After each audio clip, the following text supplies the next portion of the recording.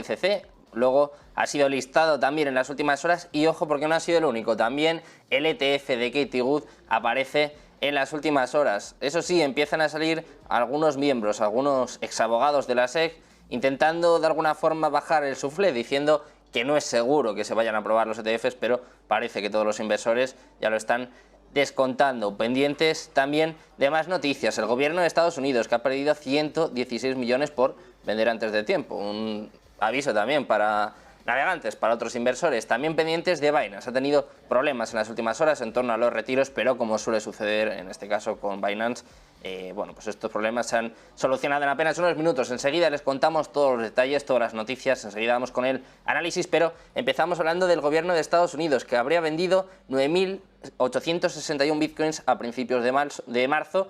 Claro, no le fue mal, se embolsó 216 millones, pero por entonces, para que se hagan una idea, Bitcoin estaba entre 20.000 y 22.000 dólares. Es el momento en el que el gobierno, en concreto el Tesoro de los Estados Unidos, vendió Bitcoin. Claro, teniendo en cuenta que ahora mismo está en torno a los 34.000, 35.000, pues se pueden hacer las cuentas muy fácil. Estados Unidos habría embolsado 322 millones de dólares. Entonces, echando la cuenta, ha perdido nada más y nada menos que 116 millones por vender antes de tiempo. Ya saben que Estados Unidos adquiere bitcoins a menudo mediante incautaciones relacionadas con procedimientos penales, estafas y con otras formas de actividades ilegales iniciadas por estafadores. De hecho, todos los bitcoins incautados están bajo el control del gobierno, que tiene derecho a venderlos en los mercados abiertos. De momento, lo que se sabe es que Estados Unidos ya posee otros 41.490 bitcoin que fueron incautados al estafador James Stone, quien se declaró culpable de fraude electrónico. En concreto, se piensa que este Zhang manipuló transacciones en la red oscura y desvió bitcoins del mercado de la ruta de la seda. El gobierno también ha prometido vender los bitcoins restantes, en torno a 41.490, a finales de año. Actualmente tienen un valor de 1.400 millones de dólares. Además, el gobierno tiene otros 5.500 millones de dólares en bitcoin en el Tesoro, teniendo en cuenta que Bitcoin ha subido prácticamente un 102, un 107% en lo que llamamos de 2023, teniendo en cuenta también que a principios de año estaba en torno a los 16.500, este aumento se produce a pesar de que los mercados siguen cayendo. Bitcoin vuelve a ser, una vez más, uno de los activos que más se revaloriza en lo que llamamos de año y vuelve a dejar al gobierno de Estados Unidos en mal lugar, perdiendo 116 millones, porque en este caso ha demostrado pues, que no es desde luego muy buen trader. Vamos a contar todas estas cuestiones, toda la actualidad, todas las últimas horas, pero antes vamos a repasar cómo está el mercado cripto, vamos a repasar el top 10.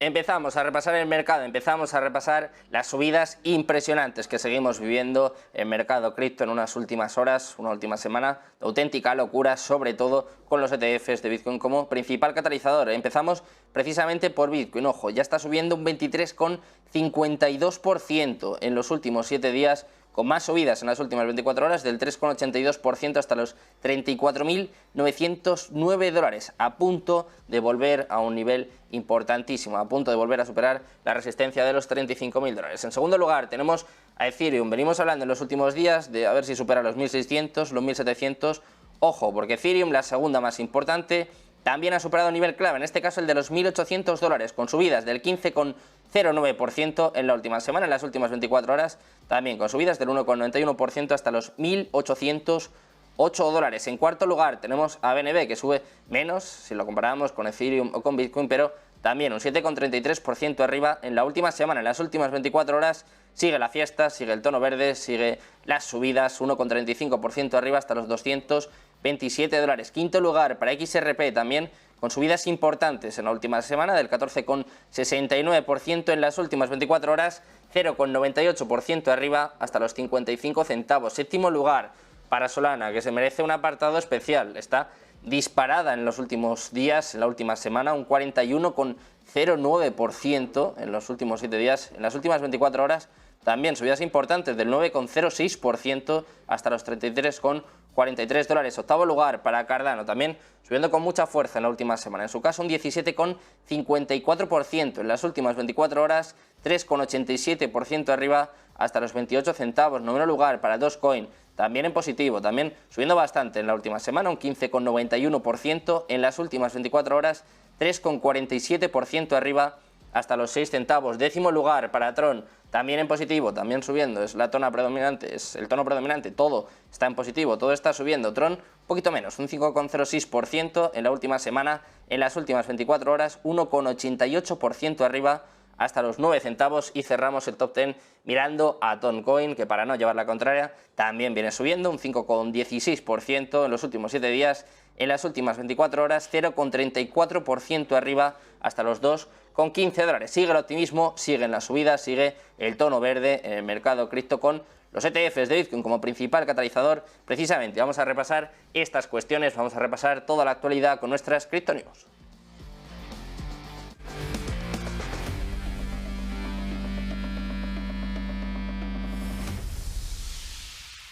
Muchas noticias, mucha actualidad que, como se pueden imaginar, pasa por estos ETFs de Bitcoin, y en este caso vamos a traer una nota algo más negativa, eso sí, si le hacemos caso. Un ex abogado de la SEC, Tom Gorman, dice que la aprobación de los ETFs de Bitcoin por parte de la SEC no está garantizada. Dice que no es obligatorio, que no está garantizado que la SEC vaya a aprobar, que los ETFs de Bitcoin vayan a ser aprobados por parte de la SEC. Ha enfatizado en que la SEC, bajo el liderazgo de Gary Gensler, ha sido cautelosa en su enfoque para regular algunas criptomonedas como Bitcoin, y señaló que si bien se han permitido algunas criptomonedas en las bolsas de productos básicos, todavía no se ha permitido ninguna en la bolsa de valores, que están directamente reguladas por la SEC. El propio Gorman dijo que permitir que una criptomoneda ingrese a una bolsa de valores sería un levantamiento muy difícil y que seguramente requeriría amplias medidas regulatorias para garantizar la seguridad y el cumplimiento. Para que no digan que nosotros contribuimos al FOMO, traemos la parte un poco más negativa y la parte positiva. En este caso, el CEO de Galaxy Digital, ojo, dice que Bitcoin va a aumentar un 74% con el debut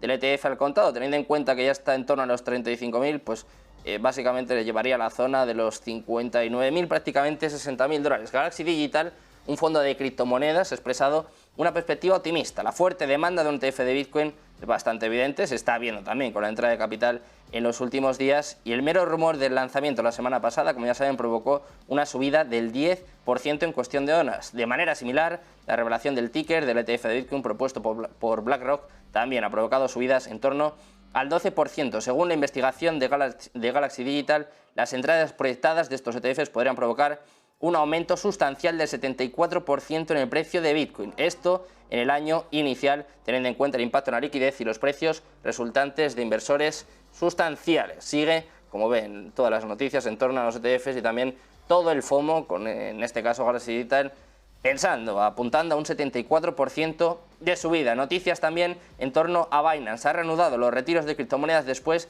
de un problema técnico. El mayor intercambio de criptomonedas del mundo suspendió temporalmente los retiros de criptomonedas. Atribuyó esta pausa a un problema técnico. Sin embargo, aseguraron que la interrupción no era permanente. De hecho, utilizaron su cuenta de X para informar a su base de usuarios sobre la indisponibilidad temporal de los servicios de retiro mientras abordaban este problema. Sin embargo, dijo que los retiros fiduciarios seguirían operativos. Binance, además, como suele hacer, reafirmó la seguridad de todos los fondos y lamentaron cualquier inconveniente. Además, se comprometieron a proporcionar actualizaciones sobre la resolución de esta situación, que, como suele suceder, en apenas unos minutos volvió, en este caso, a su cauce. Y terminamos hablando de CBDCs, del euro digital y del Banco de España, que ya adopta el euro digital.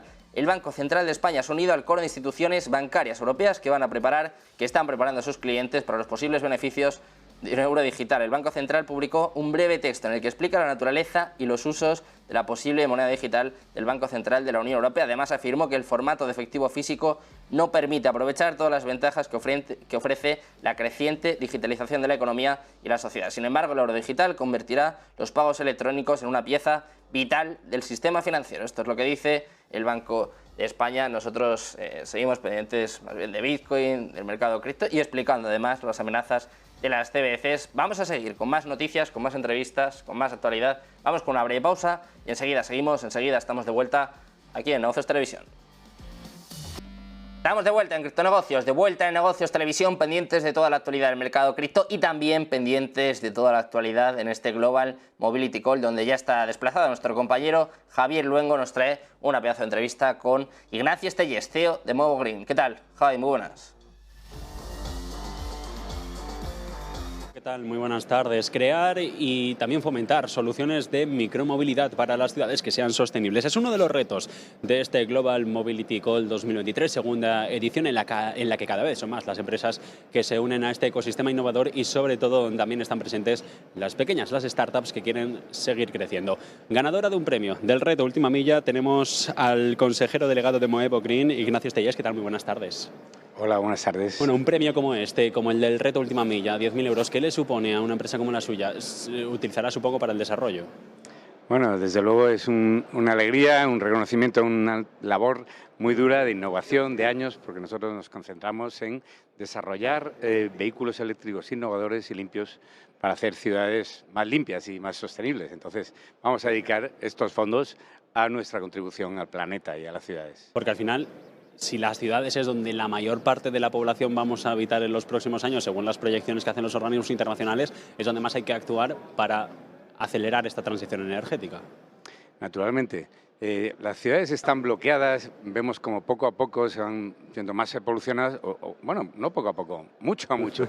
Y claro, y todos queremos sacar a las camionetas, las furgonetas y los coches fuera de las ciudades, pero para eso hace falta tener alternativas, y tener alternativas distintas, no podemos seguir con lo que hay. Las bicis, los patinetes son grandes inventos, pero no son suficientes a nivel profesional para repartir carga, para mover personas o pesos. Entonces ahí es donde nosotros podemos aportar nuestro granito de arena tecnológico. ¿Van más a empresa que a consumidor final? Me refiero, ¿vas más a repartidores o furgonetas que al vehículo privado? Bueno, cuando tú desarrollas soluciones globales, normalmente es a problemas globales que tenemos todos. Entonces, inicialmente, efectivamente, va dirigido más a empresas porque son las que tienen el mayor colapso. Por ejemplo, Correos o Amazon o SACIR o el Ayuntamiento de Madrid son algunos de nuestros clientes donde les electrificamos los vehículos y las soluciones. Pero esas mismas electrificaciones son también aplicables a los usuarios finales, porque de nuevo tenemos que desarrollar vehículos que hagan que la ciudad sea más amable y donde los ciudadanos tengamos más facilidades, más soluciones para movernos. Más amable es más limpia. Más limpias y más sostenibles, naturalmente. Nuestros vehículos son eléctricos, son 100% sostenibles, son reciclables, tienen baterías de bicicleta, con lo cual el rendimiento es muy asequible y muy superior al normal de cualquier otro vehículo. Y bueno, y tienen cierta capacidad de carga que lo que hacen es al final solucionar los problemas, que es para lo que estamos aquí. Primer año, segunda edición de este Global Mobility Call, en el que también está presente el ecosistema innovador, invitación a las startups, incluso se les da premios. ¿Es esencial el tener contacto con gigantes como los que vemos que patrocinan estos eventos para también conocer lo que están haciendo los grandes, que son al final los que más recursos tienen, y ayudarles o al menos ser parte de toda la cadena de producción? Sí, naturalmente. Nosotros ya estuvimos presentes en el primer año exponiendo como startup. Este año ya tenemos un stand como socio de SACIR Green, por lo tanto es una corporate. Y al final, de nuevo, cuando ofreces soluciones son globales, tanto para las grandes multinacionales y empresas como para las pequeñas y medianas empresas. Entonces, es muy importante que es todo el ecosistema junto el que tiene que promover este tipo de soluciones. Y para esto, este foro de Global Mobility Call para nosotros es ideal. Para ustedes y para todo el sector innovador y de empresas en crecimiento. Sí, sí, naturalmente. Aquí tenemos reuniones con inversores, con instituciones, con ayuntamientos, con grandes clientes de delivery y de otros sectores. Entonces, por eso te digo, es muy importante. El cambio en las ciudades lo tenemos que promover y ayudar entre todos. Pues con esto nos quedamos. Ignacio Estellés, consejero delegado de Movi Green. Un placer de conversación. Muchísimas gracias. Con esto nos quedamos, Sergio, desde este Global Mobility Call, pendientes de la última hora y también de lo que está sucediendo en el entorno geopolítico. Pues enseguida volvemos a conectar con este Global Mobility Call y nosotros vamos a ceñirnos, de momento vamos a hacer un breve impasse para fijarnos también en todo lo que sucede, en todo lo que acontece en el mercado cripto, como siempre hacemos en criptonegocios con los mejores expertos. Ya contamos con Miguel Ángel González, fundador de Bitcoin al Día, ya está aquí con nosotros. ¿Qué tal? Miguel, muy buenas. Hola, buenas tardes, Sergio. ¿Qué tal? Muy bien, pues un placer tenerte por aquí, Miguel, en una semana bastante positiva para el mercado cripto, con Bitcoin rozando incluso los $35.000, mucho FOMO en torno a estos ETFs. Antes de nada, quiero conocer un poco tu opinión sobre esta subida, si te la esperabas o no, y también si se puede mantener en el tiempo. Sí, bueno, ya lo veníamos comentando a lo largo de las semanas anteriores. Estábamos iniciando una onda alcista, una onda 3, y sí que esperábamos esta subida. No la esperaba tan pronto, claro, esto es verdad también. No esperaba que rompiésemos los máximos del año tan pronto, pero sí que esperábamos esta subida hacia la zona de 36.200 antes de final de año. Solo que, como digo, cuando nos acercábamos la semana pasada a la zona de los 30.000, 31.000, pensábamos que íbamos a estar un par de semanas entreteniéndonos en esa zona antes de arrancar para coger un poco de fuerza, pero se ve que el mercado no ha necesitado eso, no ha necesitado ni siquiera ese tiempo para coger impulso y ha roto directamente y se ha ido hacia arriba. Ahora estamos viendo un gráfico de 1 hora para que veamos lo que ha hecho en las últimas horas, pero podemos ver el gráfico diario, que es espectacular. La subida, como podéis observar, es muy vertical. La ruptura de esta línea bajista fue de libro, romper la línea, bajar a apoyarse en ella y a partir de ese apoyo dispararse muchísimo. Pero, como digo, nosotros esperar sí que lo esperábamos, no tan pronto. Esperábamos que en esta zona que había alcanzado la semana pasada, en el entorno de los 29.600 hasta los 31.000, pues oscilase en ese nivel durante un par de semanas o 3 al menos y luego rompiese, pero la ruptura se ha producido de golpe. Los rumores sobre los ETFs, como decías, pues son los que han avivado un poquito el mercado antes de tiempo posiblemente. Yo creo que la gente ya se dio cuenta el día 16 de octubre, cuando salió esa noticia falsa de que se aprobaba el ETF, que el Bitcoin estaba muy barato, que no habían descontado para nada la aprobación de un ETF. Y al darse cuenta de eso, el mercado ha reaccionado de forma muy brusca cuando se han empezado a oír cosas sobre los listados en el Nasdaq de los ETFs de BlackRock, como decías al principio también el de Katie Wood, el de ARK Invest, etcétera, ¿no? Entonces esto ha calado en los inversores y por eso los precios ahora mismo están subiendo tanto. Y a la pregunta que decías de si se sostendrán en esa zona, pues es complicado saberlo, pero cuando el mercado empieza a estar así tan fuerte, es difícil hacer correcciones muy profundas. Suelen ser rápidas y no suelen durar mucho. En teoría, pero claro, esto solo es en teoría, podría bajar hacia la zona de los máximos anteriores. Estamos hablando de la zona de los 32.000 aproximadamente. Pero eso solo es en teoría. En la práctica, cuando los mercados salen de un movimiento lateral tan grande como el que hemos tenido desde abril hasta ahora y arrancan con esta fuerza, hay veces que no suelen hacer una vuelta a los soportes. Es cuando el mercado, digamos, escapa al alza. Entonces no nos podemos fiar de eso. Sí que podemos sostenernos en esa zona alta y sobre todo por encima de los 32.000. Perder los 32.000 va a ser difícil, si es que siquiera llegamos a bajar a los 32.000. Entonces, ahora mismo se ve muy fuerte el mercado. No está retrocediendo un ápice y, como decías, llevamos una subida brutal en pocos días. De hecho, creo que llevamos casi un 30% desde esta zona de soporte de la línea roja que rompió. Vamos a mirarlo, pero creo que es un 30% aproximadamente. Actualmente, sí, un 31% ya, o sea que es brutal lo que está haciendo y, como digo, son momentos en los que puede que incluso no tengamos corrección siquiera.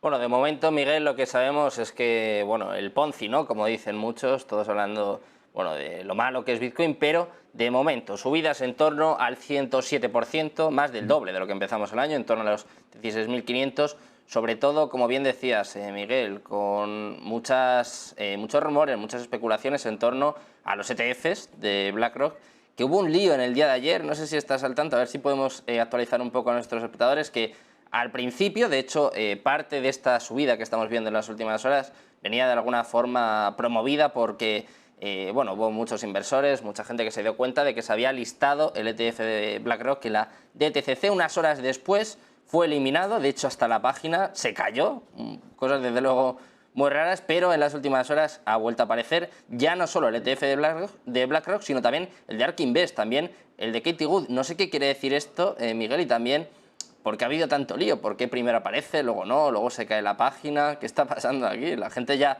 sabe algo? ¿Qué está pasando?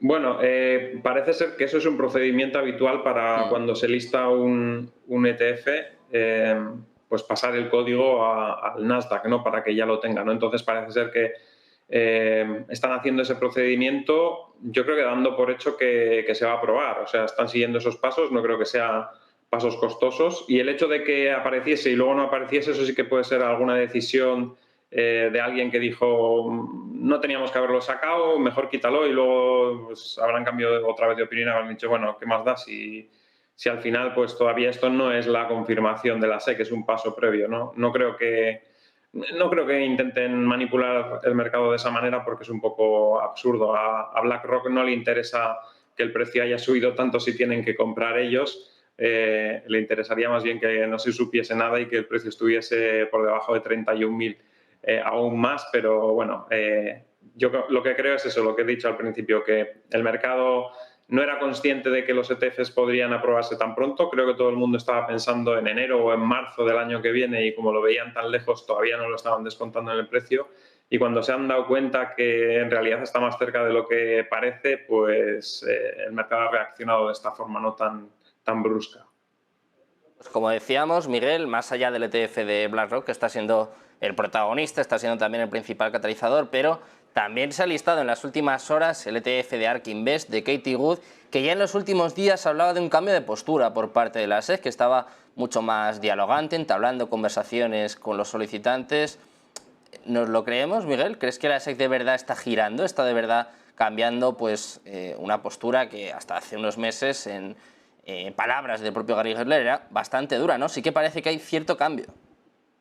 Sí, sí que lo hay. En algunas entrevistas que le han hecho a Gary Gensler no niega ya a los ETFs, dice que cuando se aprueben cotizarán en el Nasdaq, o sea que ya está dando por hecho que en algún momento se van a aprobar. Y me fío de lo que diga Katie Wood. Si Katie Wood dice que la SEC están hablando con ellos para tramitar un poquito los ETFs o para hablar cómo debería ser, pues yo me creo lo que dice, vamos. O sea que sí que creo que la SEC se ha dado cuenta que no puede retrasar más el ETF al contado. El juicio de Grayscale al final es bastante obvio, ¿no? Lo que le dijo el juez a la SEC. Y sí, yo creo que en ese sentido ya se han dado por vencidos y finalmente se aprobará ese ETF. Por otra parte, quiero añadir que creo que el impacto más fuerte de la aprobación de los ETFs ya lo estamos descontando con esta subida. Es decir, ahora no esperemos que cuando se apruebe de repente suba otro 10%, otro 20%. Quiero decir que cuando estábamos en 27.000 y reaccionó de esa manera brusca cuando Cointelegraph publicó esa noticia falsa, no se va a producir ahora cuando ya estamos en 35.000, que acabamos de tocar justo antes de empezar la entrevista 35.100 y pico, ¿no? Creo que en este punto ya está descontado el primer impacto. No quiere decir que lo que comentabas al principio de Galaxy Digital, que puede subir un 70 y pico por ciento, se refería a durante todo el año que viene, es decir, hacer una subida un poquito menor incluso que la que hemos tenido este año, así que tampoco es que sea tanto. Este año hemos subido ya ahora mismo más de un 100% y está hablando de un 70 y pico por ciento el año que viene. Yo creo que ellos hablan del impacto más a medio o largo plazo, pero el impacto a corto plazo creo que en estos precios está bastante descontado. Es decir, podríamos ver incluso hasta descensos cuando se apruebe, si es que se aprueba en este momento el ETF. Pues más allá de los ETFs hay más actualidad, hay más cosas que analizar y quiero preguntarte también por lo que ha sucedido con Binance en el día de hoy. Ha habido un momento en el que ha pausado los retiros por problemas técnicos, luego pues como suele suceder con esta empresa, como suele suceder con Binance, enseguida ha solucionado estos problemas. No sé si es algo normal, habitual, algo preocupante. Miguel, cuéntanos un poquito qué ha pasado y sobre todo si de verdad tiene trascendencia. No tiene ninguna trascendencia. Lo que pasa es que como todo lo que va en torno a Binance últimamente parece sospechoso, pues la gente sospecha de cosas que no tienen ninguna importancia. ¿No? Estas cosas no voy a decir que pasan habitualmente porque no es una cosa que pase cada 2 semanas o 3, pero de vez en cuando pasa.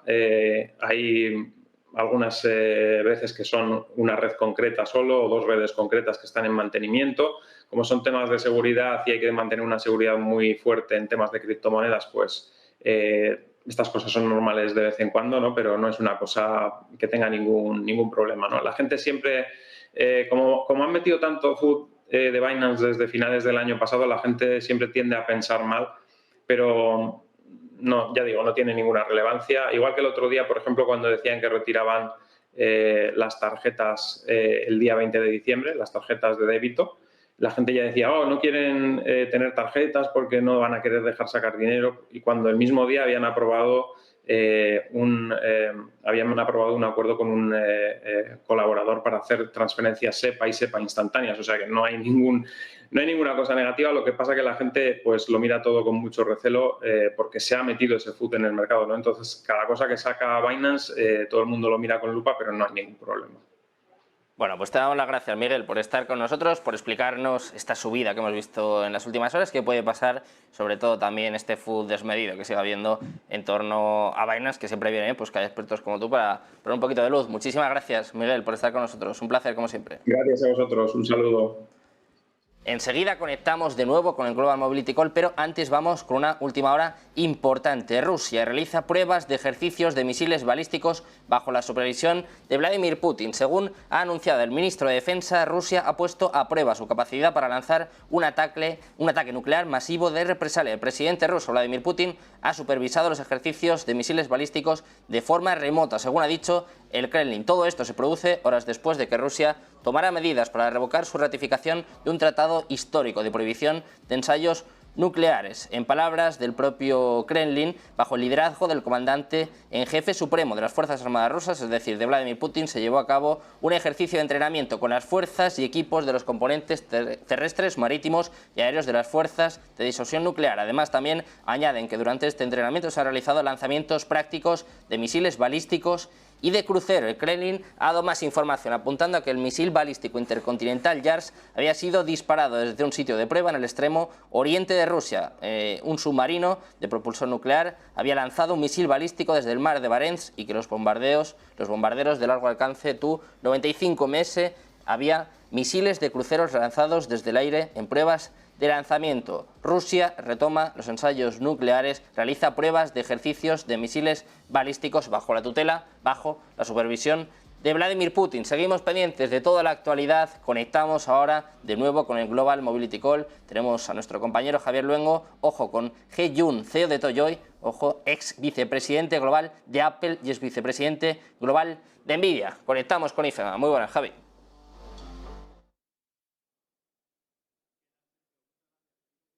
Tarde en Global Mobility, Congreso de Transporte y Movilidad, segundo día, y lo hacemos acompañados de Jun, CEO de Toyoy y ex vicepresidente también global de Apple y también ex vicepresidente de global de Nvidia.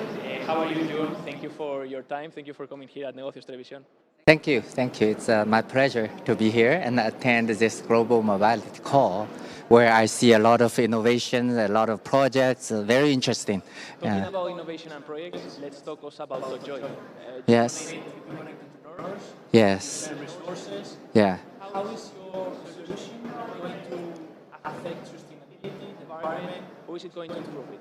Yeah, so Tojoy is a platform company where we connect innovative projects with the resources on our platform. Our resources basically the entrepreneurs on our platform. Right now we have 3.5 million entrepreneurs registered on our platform, and they are eager to find new business projects, new interesting projects to partner with, and that's the value of our platform created for these innovative projects, connect with the resources on our platform so that they can work together and bring a solution from a smaller project into a bigger one by working together to create the market together. Okay, and can you give us some example of what kind of resources does these entrepreneurs share, for example? Yes. So these entrepreneurs are typically located in tier 3, tier 4, tier 5 cities where they don't have a lot of innovation capability. But over the last 40 years of wealth creation, since China opened up the market, over these 40-some years, they have created a wealth, they have money, they have team, they have business establishment.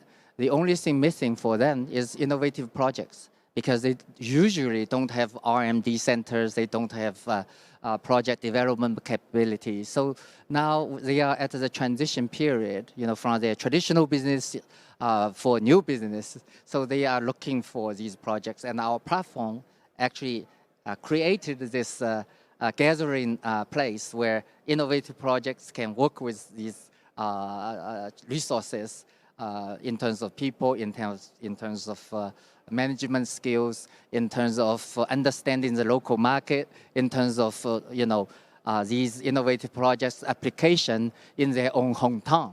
So by working together, innovative project can turn from a little ant into an elephant. And these traditional business owners can transform their existing business into a new business.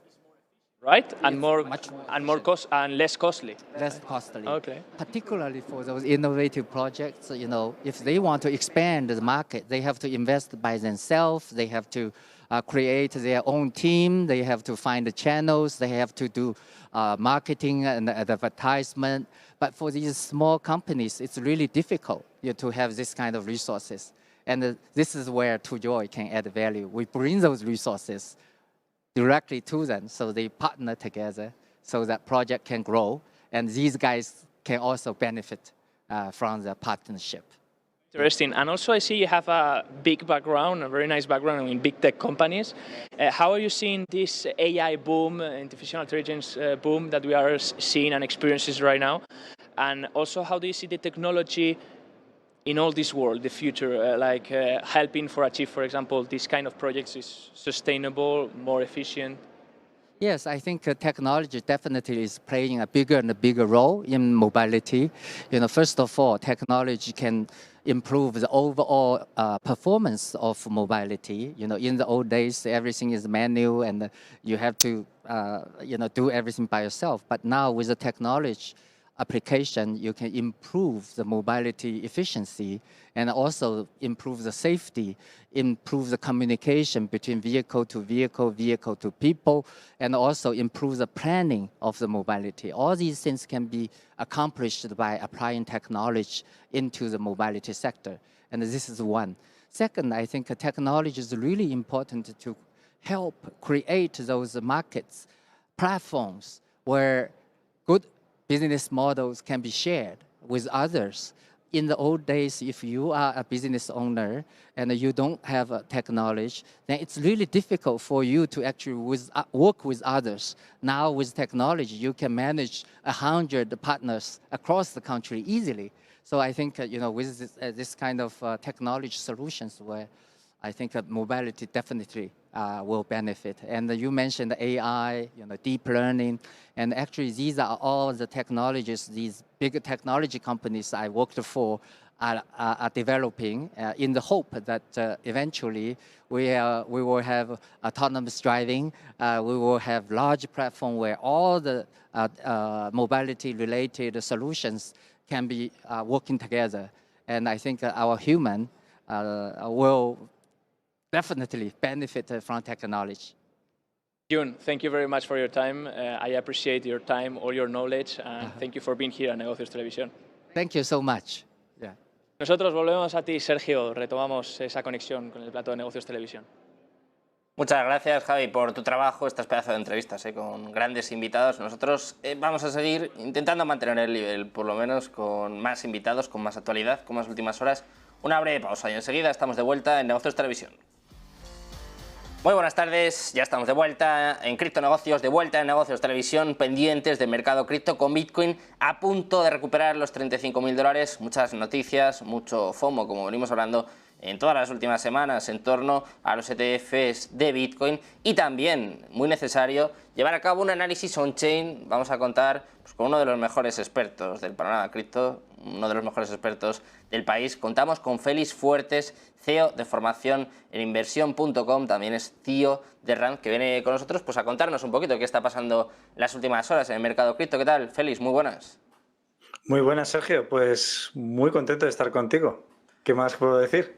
Un placer volver a tenerte por aquí en unos días, unas semanas muy positivas para el mercado cripto, con Bitcoin volviendo a recuperar niveles importantes, yendo en este caso por el próximo nivel, en torno a los $35.000.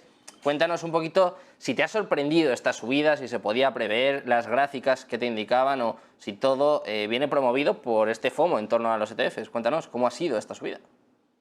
Bueno, lo curioso de todo esto es que el mercado, o básicamente las noticias y la comunidad, estaba y está hablando, ¿no? Y está descartando la posibilidad de que los ETFs puedan ser un catalizador de una reducción de la oferta de Bitcoin y adicionalmente, además, como tenemos el halving en abril del año que viene, pues encima, pues bueno, menor producción, pues menos presión de venta, ¿no? Porque al final los Bitcoin que salen nuevos, ¿no? Recién horneados al mercado, pues valen la mitad, ¿no? Que básicamente no es que los Bitcoin valgan la mitad, sino que es la mitad de presión vendedora.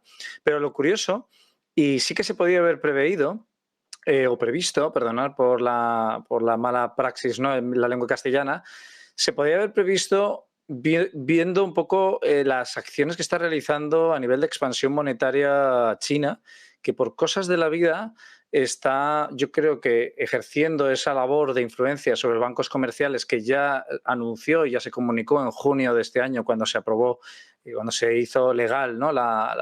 el trading y la inversión en criptomonedas en Hong Kong. Y en ese periodo de junio, pues estuvo China comentando, y sobre todo el Banco Popular de China, el Banco Central, en el que bueno, indicaba a los bancos comerciales de que no pusieran trabas y que ejercieran los mismos trámites que se estaban ejerciendo con cualquier tipo de cliente, con instituciones relacionadas con criptomonedas, que fueran a trabajar la comercialización de estas criptomonedas y la comercialización de índices en el mismo hub de Hong Kong, ¿no? Entonces es curioso cómo hemos visto que esa relación entre ese inicio de tendencia desde el mismo 1 de enero de este año, que no es una coincidencia, hasta la misma actualidad, estamos viendo cómo esa política de expansión monetaria por parte de China tiene una relación directa, literalmente directa, con la subida de Bitcoin y tiene que ver también, yo creo que con esa vinculación, esa proactividad que está habiendo por parte del Banco Popular de China de indicar a los bancos comerciales de que apoyen a estas instituciones y que quizás hasta veamos a los bancos comerciales que seguramente serán los que están ejerciendo esa presión alcista comprando Bitcoin con el mero objetivo de quizás ofrecérselo a sus clientes. Es información con la que no gozamos ahora mismo de esas políticas, pero lo que sí sabemos es que hay una relación directa entre la inyección de dinero por parte de China y el incremento del precio de Bitcoin.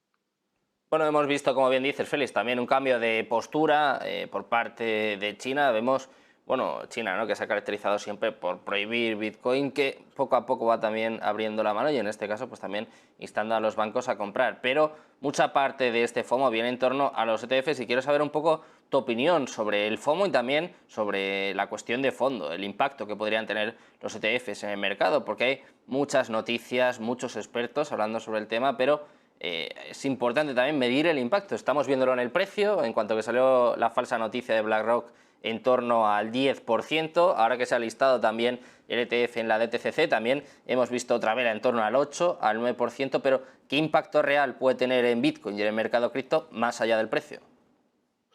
Bueno, comentas más allá del precio. Lo primero, lo principal es que hay que plantear la hipótesis que lleva sucediendo más de 11 años, 12 años desde que Bitcoin está cotizando, que es Bitcoin es la referencia para capitalizar el resto del ecosistema. Como actualmente capitaliza entre un 51 y un 52% y se estima que podría llegar a capitalizar entre un 60%, 65% de todo lo que cotiza el mercado cripto a finales del año 2024, básicamente lo que estamos viendo es que a nivel de impacto va a haber un impacto de innovación brutal, porque todo ese dinero que estaría entrando a través de los ETFs que se puedan llegar a aprobar, al final toda esa capitalización que recibe Bitcoin, pues la tienen y la reciben los proyectos, individuos que además pues son muy proactivos dentro del ecosistema, que acaban vendiéndolo o acaban liquidando parte de sus Bitcoins para poder reinvertir en otros proyectos, muchas veces pues deriva en otras blockchain o muchas veces deriva en la creación de las mismas startups, ¿no? Y entonces, aquí hay un punto muy relevante que no todo el mundo tiene sobre la mesa, y es que no necesariamente una revalorización de Bitcoin pueda beneficiar o capitalizar mucho más al ecosistema como si podría realizar, por ejemplo, una adquisición o una mayor demanda por parte de estas instituciones de otras criptomonedas aparte, ¿no? Y es porque tiene una relación contra el dólar muy estrecha. Si el dólar tiene una depreciación fuerte, porque realmente Bitcoin se está apreciando. Yo he tenido ya estas conversaciones, ¿no?, con socios míos y con alumnos y con inversores, ¿no?, donde me dicen, he comprado Polkadot, he comprado este token de otra blockchain y les mando los indicadores y les digo, pues fíjate cómo realmente tu criptomoneda se está apreciando porque Bitcoin está ejerciendo mucha presión sobre el dólar. Pero como el dólar tenga ganas de mambo y quiera realmente empezar a apreciarse de nuevo porque la Fed suba los tipos de interés, porque adicionalmente haya una restricción monetaria mayor, cualquier cosa podría hacer que el dólar se apreciara de nuevo y eso podría derivar en que, vale, a lo mejor Bitcoin tiene una mayor demanda y por tanto, pues pensando en la elasticidad del precio de Bitcoin, pues a menor oferta, cada dólar que entra en el mercado en Bitcoin, pues es más probable que mueva el Bitcoin mucho más de lo que lo movería si tuviera mucha más oferta circulante, y eso podría derivar en que no todo el ecosistema acabe beneficiándose de esta capitalización y, por tanto, pues generalmente utilizan sus propias criptomonedas, estos proyectos, para liquidar y para capitalizarse, como bien he dicho, para poder invertir en innovación y en su propio crecimiento, ¿no?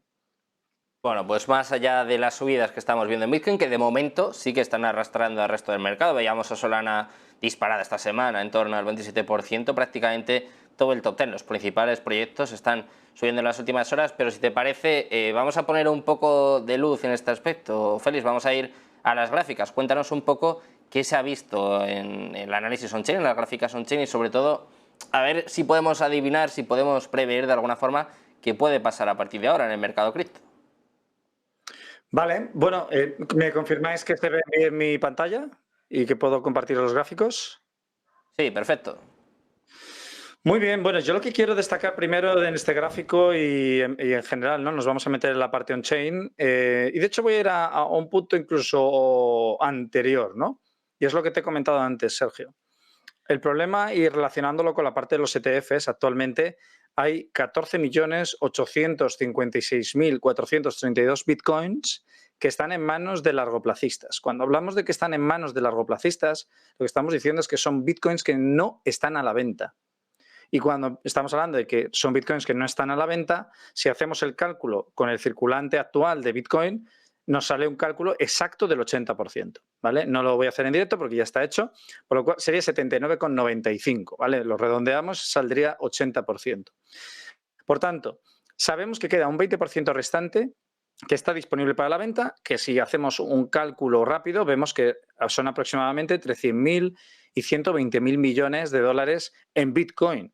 Pero si hacemos la correlación y planteamos que la aprobación de solo un ETF, digamos que el de BlackRock, y planteando además o teniendo en consideración esa propuesta, esa carta que envió a inversores en 2021 BlackRock, en el cual indicaba que la cartera más conservadora debería tener al menos un 12% de asignación en Bitcoin, cosa que también es increíble, pero si lo pensamos desde un punto de vista económico, y además vemos un poco las declaraciones de Larry Fink, ¿no? Cuando salió esa noticia puntual en la que se decía que se había aprobado el ETF y realmente había sido un fake news, ¿no?, por parte de Cointelegraph o Coindex, no sé quién fue, y básicamente luego salió el CEO de BlackRock y comentó y dijo, bueno, este movimiento lo que realmente está mostrando es una apuesta por la calidad. Se está moviendo todo el ecosistema hacia la calidad. Y entonces mencionó específicamente bonos de deuda soberana, oro y criptomonedas en términos generales, pero nosotros todos sabemos que se estaba refiriendo a Bitcoin. ¿Qué está viendo este hombre que no veamos los demás? Pues este hombre está viendo que probablemente volvamos a retomar un periodo de inflación, que los países no van a crecer, se van a meter en un momento de esta inflación y que habrá que ejecutar ciertos rescates en un momento dado, por eso va a haber un periodo de inflación y esto beneficiará sobre todo a este tipo de activos, que este tipo de activos son deuda, oro, Bitcoin, ¿no? Por lo tanto, desde un punto de vista macro, parece que todo empieza a encajar y que esa solicitud para aprobar el ETF es relevante. Pero bueno, pongámonos desde el punto de vista cuantitativo de que si son 120 millones de dólares en demanda, pensamos en que BlackRock, si asigna un 12%, estamos diciendo que asignaría 1,2 trillones de dólares de todo el portfolio, y no que lo asigne BlackRock, sino que lo asignarían teóricamente sus clientes, ¿no? Es decir, les indicarían o les invitarían a invertir en el ETF de Bitcoin, pero que irían hacia esa recomendación. Por lo tanto, eso no se produciría en un día, probablemente tarde muchos meses o años, ¿no?, en producirse esa asignación de capital, pero aún así ya pensamos en que es un potencial por 10 de demanda sobre la capitalización real disponible en el mercado, es decir, sobre el total de bitcoins disponibles en el mercado, que eso nos da una señal o nos da un pensamiento de, ostras, pues a lo mejor el fair value, el valor justo de Bitcoin en base a esta expectativa de demanda solo por una entidad, sin contar que hay luego otros 5 o 6 que también van a entrar en el juego, en la película, pues podría derivar precisamente en que Bitcoin vaya a cubrir ese gap, ¿no? Y ese gap, pues no sabemos cuánto puede llegar a ser, pero ya sabemos que la tendencia alcista está establecida, ¿no? Entonces, Perdona, Sergio, ¿me quieres comentar algo? No, continúa. Vale, entonces hay ciertos detalles que me gusta destacar, ¿vale? Dentro de los detalles que me gusta destacar es que primero estamos en máximos históricos en el mercado de opciones, en el mercado de derivados. Es la primera vez en la historia de Bitcoin que tantos traders de opciones están poniendo pasta dentro del ecosistema de Bitcoin, concretamente en Bitcoin, en opciones. Estábamos hablando de que los máximos de 2021, donde hubo máximo FOMO, donde hubo máximo euforia, acaban de ser superados. Por lo tanto, el mercado llevaba esperando este momento muchísimo tiempo y se ve en este mantenimiento de todo lo que es los contratos de opciones, sobre todo, como vamos a ver ahora, opciones call, que básicamente son opciones de compra. Es decir, que básicamente el mercado estaba puesto en compra porque sabían que iba a pasar algo, ¿no? Cuando vemos el ratio put-call, que es el ratio de miedo y euforia, vemos que está en un número 1,84, que básicamente es que casi el total de calls que hay en el mercado ahora mismo contratados superan casi en el doble en el total de puts que hay ahora mismo en el mercado. Es decir, que el número de compradores duplica el número de vendedores, ¿no? Esto es una buena medición, una buena medida para poder observar cuál es el sentimiento real del mercado actualmente respecto a Bitcoin, sobre todo teniendo en cuenta, y esto es un punto muy importante, que cuando hablamos de opciones, hablamos de un producto muy sofisticado. Por tanto, si vemos que hay una cantidad grande que está en unos 300.000 bitcoins ahora mismo en interés abierto, en contraprestación con 161.000 bitcoins que están en interés abierto pero en venta, ¿vale? Los otros estaban en compra, perdonad. Estamos hablando de que son generalmente instituciones o traders sofisticados, gente que entiende perfectamente cómo funcionan las opciones y que las opciones no son sencillas de operar, por lo que aquí da una buena referencia de dónde se está posicionando el institucional, ¿vale? Es decir, sabemos que el institucional está comprando. Si nos vamos a nivel on-chain, vemos que el nivel de liquidaciones de cortos que hemos tenido ha sido abismal a niveles de principios de año, y cuando tuvimos esa liquidación de cortos a principios de año derivó en una rotura de la tendencia bajista. El Bitcoin llevaba una tendencia bajista de todo el año 2021 y se rompió en ese momento con esa liquidación de cortos, y desde entonces bueno, hemos tenido alguna liquidación por aquí y alguna liquidación por aquí, pero generalmente no hemos tenido un momento como este, que llevamos esperándolo mucho tiempo, que básicamente iguala el número de liquidaciones de cortos que hubo en enero de este año. Por lo cual, consideraríamos que esto es un antes y un después dentro del movimiento de Bitcoin, dentro de su tendencia, y confirmaría la entrada. Es decir, que quien estuviera esperando realmente una confirmación, este es el momento, ¿vale? O sea, esta era la confirmación que necesitaban. Vale, dentro de este modelo, de este punto que voy a plantear ahora, quiero destacar lo que he hablado antes, ¿no? Que China y Hong Kong siguen trabajando mucho sobre el mercado OTC en Bitcoin, y tenemos un indicador que nos indica, básicamente está conectado directamente, va trayendo los datos en tiempo real, que básicamente en tiempo real es cada día, porque se actualiza diariamente, de todas las repos que realiza el Banco Central de China a los bancos comerciales, ¿vale? Y cosas de la vida, cuando vemos, este es el indicador de color naranja que veis aquí, es un indicador de color naranja que lo que muestra es básicamente inyección de dinero, ¿vale? Por resumirlo, ¿no? Inyección de dinero por parte de China. Y tenemos, pues, microinyecciones de dinero. Aquí tuvimos una inyección de dinero que justamente nos coincidió con el arranque de la tendencia alcista de Bitcoin en enero. Tenemos esta inyección de dinero fuerte por parte de China, que cuando sucedió lo del COVID, aquí también hubo una inyección de dinero de manera estable, ¿vale? Y volvemos a tener exactamente la misma situación. Es decir, tenemos niveles, o si lo analizamos bien, estamos en los niveles durante el COVID. China está imprimiendo esos niveles. Ha impreso durante la semana pasada un total de 113.000 millones, o sea, 313 billones en repos diarias, ¿vale? Claro, cuando vemos esto y vemos esta coincidencia, vemos esta subida de Bitcoin, pues yo lo lamento, pero cada vez que veo que a China le da por imprimir dinero, y esto es la premisa un poco, la expectativa, la pregunta que me hacías, Sergio, que me decías, oye, ¿esto se podía ver venir? Y yo te respondería, desde luego que no, porque lo que veo aquí es que Bitcoin sí que se ha mantenido muy estable, y esto se ve que hay una inyección muy estable de dinero por parte de China en esta zona, en este periodo, entre mitades de agosto y finales de septiembre. Y esto ha hecho que el precio se mantuviera, además tomando en consideración que el oro estaba cayendo y el S&P 500 estaba cayendo. Y que si hacíamos la comparación con oro y el S&P, aunque ya con el oro nos valdría más que de sobra, podríamos ver que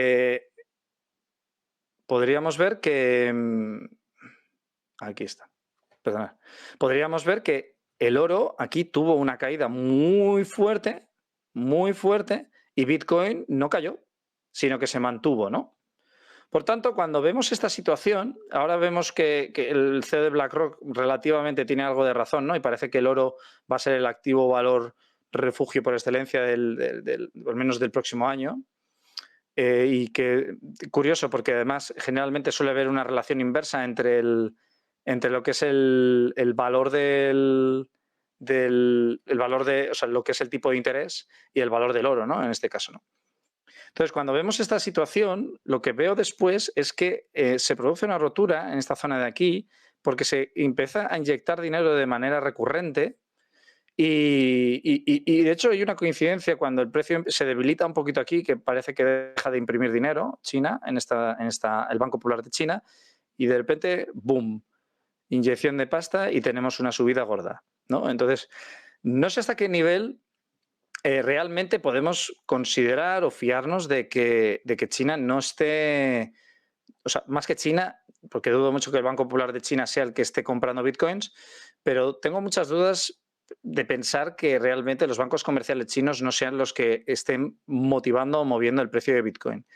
Porque si nos vamos a Estados Unidos, que mucha gente y muchos analistas están enfocados en Estados Unidos, vemos que realmente la liquidez en Estados Unidos se mantiene muy estable, porque la secretaria general del Tesoro de los Estados Unidos está neutralizando la restricción cuantitativa que está ejerciendo la Fed. Básicamente, los repos inversas que está ejerciendo, que está ejecutando la Fed, están siendo revertidas, están siendo neutralizadas por la Secretaría del Tesoro.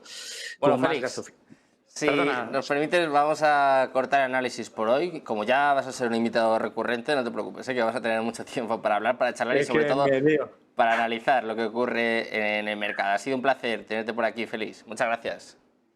Muchas gracias a ti, Sergio. Buenas tardes. Un placer. Nosotros vamos a seguir con más análisis, con más actualidad, con más últimas horas. Quédense, porque enseguida estamos de vuelta con más información aquí en Negocios Televisión.